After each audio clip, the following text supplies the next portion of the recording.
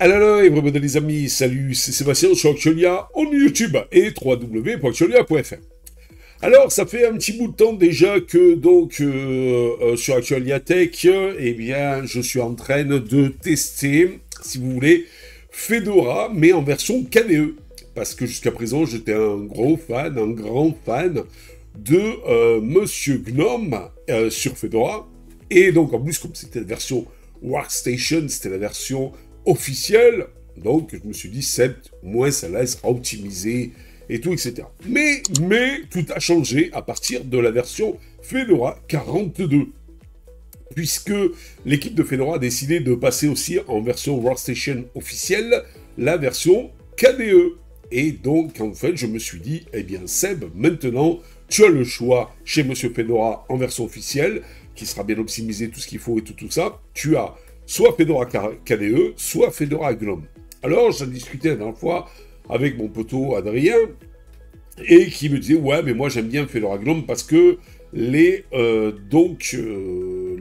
applications sont bien intégrées dans le système. Eh bien, plus ça va, et plus je me dis que chez Monsieur Fedora KDE, ben c'est le cas aussi, oui. Donc, et de plus, Monsieur Fedora KDE j'ai l'impression, voilà, d'un sentiment, ça vous rappelle rien ça, un sentiment de rapidité en plus. Alors, Fedora KDE est plus rapide que Fedora Gnome, mythe ou réalité?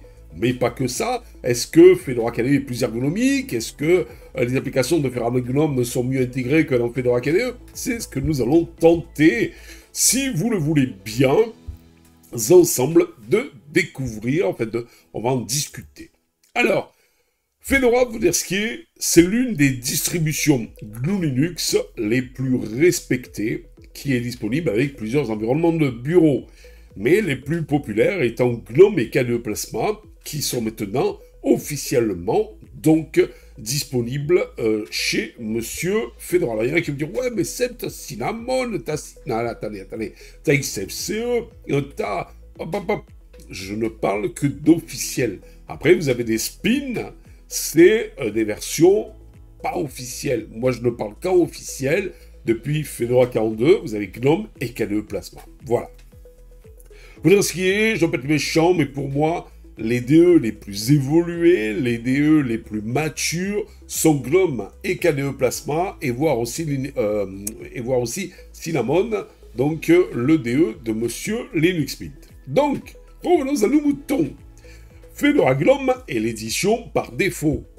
Et donc, Fedora KDE est maintenant une variante mais officielle qui gagne en popularité, notamment pour ses performances. Et oui, parce que, pas que moi, j'ai l'impression, il y a de nombreux, je regardais sur les forums et tout, il y a de nombreux utilisateurs qui affirment que Fedora KDE est plus rapide que Fedora Gnome. Alors moi, je l'ai testé sur mon mini PC, le Dell 3080. Vous vous rappelez ce PC qui, j'avais l'impression, j'ai cru, comme dirait l'autre, qu'il est tombé en panne, mais que c'était juste la pile CMOS. Voilà. Eh bien, du BIOS. Eh bien, donc, j'avais testé à l'époque Fedora Gnome dessus, et je me suis dit, je vais donc y mettre Fedora KDE pour voir ce que ça donne. Alors, j'avais noté quelques trucs et tout à droite et à gauche et tout ça, etc. Mais alors, en fait, eh bien, que vaut vraiment cette affirmation en se disant, est-ce que Fedora KDE est plus rapide que Fedora Gnome? Alors, il y a quand même des différences fondamentales. Je vous rappelle, c'est sur le même PC que j'ai fait tous ces tests. Donc, différences fondamentales entre Gnome et KDE. Avant d'aborder les performances, il est important de comprendre les différences, en plus ça rime, entre Monsieur Gnome et Monsieur KDE Plasma. Gnome est conçu pour la simplicité et la cohérence. Il utilise des composants comme Multer, par exemple, pour la composition graphique et GTK pour les interfaces. Dans une vidéo sur Actualia, on a déjà vu la différence entre GTK et Qt, GTK pour Gnome, Qt pour KDE. KDE Plasma, quant à lui, est connu pour sa richesse de fonctionnalités et fonctionnel. Sa personnalisation poussée et utilise Kawin comme gestionnaire de fenêtres et Qt pour les interfaces. Kawin vs Mutter pour GNOME et Qt vs GTK pour GNOME. Voilà, je parle Kawin Qt pour KDE. Donc maintenant, on va s'attarder, si vous le voulez bien ensemble, sur les utilisations des ressources du système. D'abord, la consommation de RAM, de mémoire vive. L'un des arguments les plus fréquents en faveur de M. KDE est sa consommation de mémoire inférieure à celle de M. GNOME, ce qui est contre-intuitif vu sa richesse de fonctionnalités. Voici donc une petite comparaison approximative après démarrage des deux systèmes. Donc, RAM au démarrage sans application, M. Fedora GNOME consomme à peu près entre 900 mégas à 1 giga. C'est une fourchette à peu près. M. Fedora KDE, pendant ce temps-là, eh bien lui, c'est entre 500 et 600 mégas. C'est vrai, il est vrai qu'il consomme moins de mémoire. Donc cette différence provient notamment de la légèreté de Kawin par rapport à Mutter, ainsi que de l'approche plus modulaire de M. KDE Plasma. En l'utilisation processeur de votre processeur, GNOME peut solliciter davantage le CPU à cause de son interface animée, animation Wayland Mutter. KDE Plasma, bien que visuellement riche, permet une désactivation facile des effets, ce qui pourrait améliorer ses performances. Moi, je vous avoue que j'ai pas supprimé donc d'effets. Voilà. Réactivité de l'interface. Maintenant, on va s'attacher à ça. Dans des environnements de modestes, ordinateur avec peu de RAM ou CPU d'entrée de gamme, Fedora KDE, eh bien, vous ne savez quoi? Ben non, vous ne le savez pas, je vais vous le dire. Fedora KDE donne souvent une impression de plus grande fluidité. Ouverture plus rapide des applications, par exemple. Vous savez, quand vous cliquez sur le petit icône, moins de latence dans la navigation de l'interface. Ça peut être aussi sympa et fun, tout ça. Vous avez un temps de démarrage légèrement plus court. Vous savez, quand vous bootez, vous démarrez votre PC. Maintenant, on va s'attacher à la modularité et à la personnalisation. Et là, Monsieur KDE Plasma permet de désactiver ou de remplacer des composants sans perturber le reste du système. Par exemple, chez Monsieur KDE Plasma, on peut changer de gestionnaire de composition, de thème, ou désactiver les animations. GNOME, en revanche, est moins flexible de ce côté-là et dépend fortement de ces fameuses extensions qui font souvent couler beaucoup d'encre, surtout quand on passe d'une version majeure à une autre, souvent donc beaucoup plus gourmande. Les cas d'usage sur matériel ancien ou modeste, sur un ordinateur par exemple portable, avec 4 Go de RAM, Fedora KDE offrira une expérience bien plus fluide que Monsieur Fedora GNOME. Il est donc souvent recommandé pour les utilisateurs qui souhaitent de bonnes performances sans donc passer par des environnements ultra light, je dirais, ultra minimaux, comme par exemple Monsieur XFCE, donc ça peut être assez fun. Alors, si vous voulez, moi, mon petit retour aussi d'expérience sur ce fameux Dell mini PC Dell 3080, eh bien, quand j'étais sur GNOME, ça allait, c'était quand même assez fluide et tout. Par contre, quand je faisais du montage vidéo, ce fameux rendu final, où vous avez sur la timeline, toutes vos pistes simultanées les unes après les autres, à les superpositions de sons, d'images et tout ce qui s'ensuit, eh bien, en fait, j'ai un truc qui s'appelle Vital, et sur KDE, c'est un autre truc, qui m'indique, donc, eh bien, si la machine chauffe ou pas. Mais c'est pas le processeur, c'est la machine globale. Vous avez un capteur, si vous voulez, dans le Dell 3080, qui donc teste s'il chauffe ou pas, mais en global, dans donc le boîtier. Et donc, eh bien, j'ai remarqué que avec la même chose, quand je faisais du montage vidéo, c'est-à-dire le même, comment vous expliquer ça, le même projet, avec tous les mêmes composants et tout ça, les mêmes rush vidéo et tout, et audio, eh bien, ce même projet était un petit peu plus rapide à la réalisation, avec tout pareil, les mêmes résultats, enfin, le même codec, tout, voilà, les mêmes réglages et tout, donc était un peu plus rapide sur Fedora KDE en finale, en rendu avec Shotcut. Alors peut-être pourquoi, parce que Shotcut est sur Qt, est écrit en Qt, propre dans le langage de KDE. Et en fait, j'ai aussi le PC qui chauffe moins avec KDE qu'avec GNOME en rendu. Alors je me suis dit, c'est peut-être ça, parce que si vous prenez des ténors comme Shotcut, comme Kdenlive, ils sont écrits en Qt, donc censés être optimisés pour Monsieur KDE, donc sans aucun souci. Alors je me suis dit, eh bien on va prendre PTV. Et j'ai pris PTV, et donc automatiquement j'ai fait tout pareil, les mêmes réglages et tout. Et malgré tout, PTV étant un logiciel de montage vidéo qui est optimisé pour GNOME, eh bien, vous savez quoi?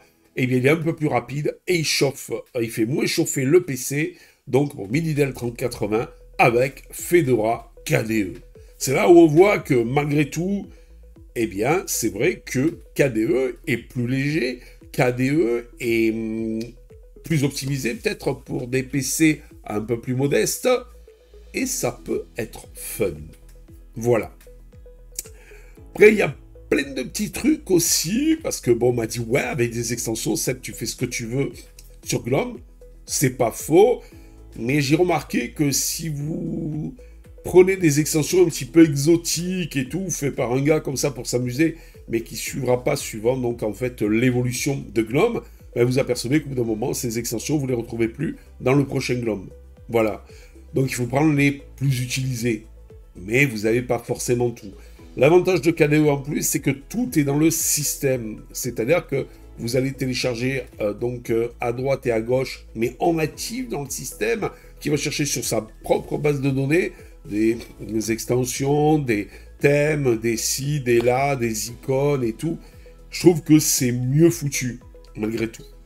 Après, aussi, ce que j'aime bien chez KDE, c'est qu'il y a des trucs un peu chiadés. Voilà. Je vous montrerai ça peut-être si j'ai le temps de vous faire une petite vidéo dédiée, ou par exemple, eh bien, quand j'ouvre OBS, eh bien, sous GNOME, combien de fois il y a certaines personnes qui m'ont dit « Ouais, Seb, on entend tes notifications, wow !» Ben là, automatiquement, il va désactiver les notifications chez Monsieur KDE. Et ça fait plaisir. Donc, ça fait que vous pouvez faire votre enregistrement, donc... ben nickel. Alors, c'est peut-être un détail pour vous, mais pour moi, ça veut dire beaucoup, surtout dans mon utilisation. Référence à une chanson de France Gall, il jouait du piano debout. Et donc, bon, pour ceux qui connaissent, et donc, franchement, plus ça va, et plus je me dis, KDE n'est pas si mal que ça. Et puis, j'ai remarqué qu'il y a beaucoup de personnes qui font du gaming sur Linux, de plus en plus, et c'est plus réservé, plus du tout réservé maintenant à Windows. Sur Linux, on peut faire du gaming via Proton et autres.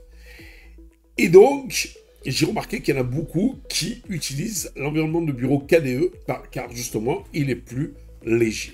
Voilà. Donc, pour conclure cette vidéo, eh bien, Fedora KDE est-il vraiment plus rapide ?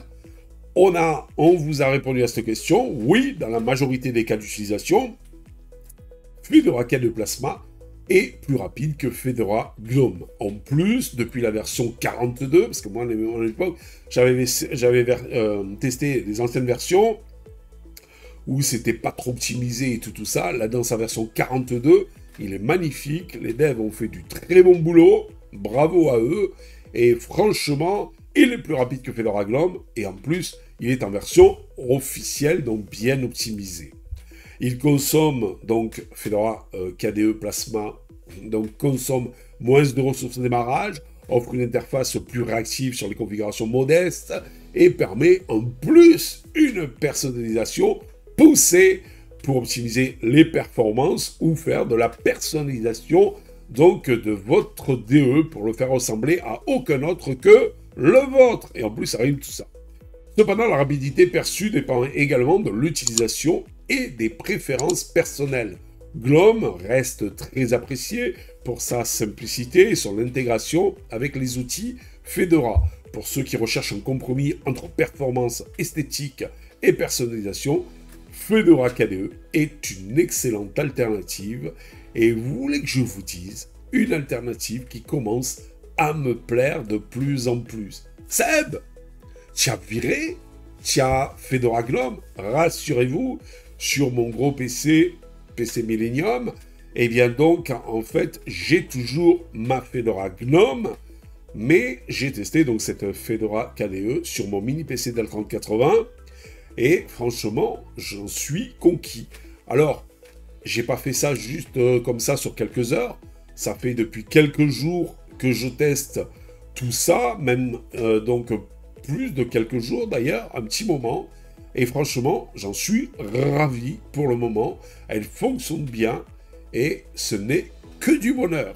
Seb, alors peut-être que prochainement, tu vas quitter Fedora GNOME pour passer sur Fedora KDE. Eh bien écoutez, why not? Pourquoi pas? L'avenir nous le dira. Je n'ai qu'une chose à dire. Wait and see. Attendons et nous verrons. Allez, sur ce, n'oubliez pas le petit pouce en l'air, n'oubliez pas de vous abonner. Tout ça pourquoi? Pour nous encourager dans cette belle aventure multimédia. Et vous voulez que je vous dise, on compte sur vous les amis. Allez, ciao. Si vous avez aimé cette vidéo, abonnez-vous, mettez un pouce en l'air, et partagez cette vidéo, merci, cela fait toujours plaisir.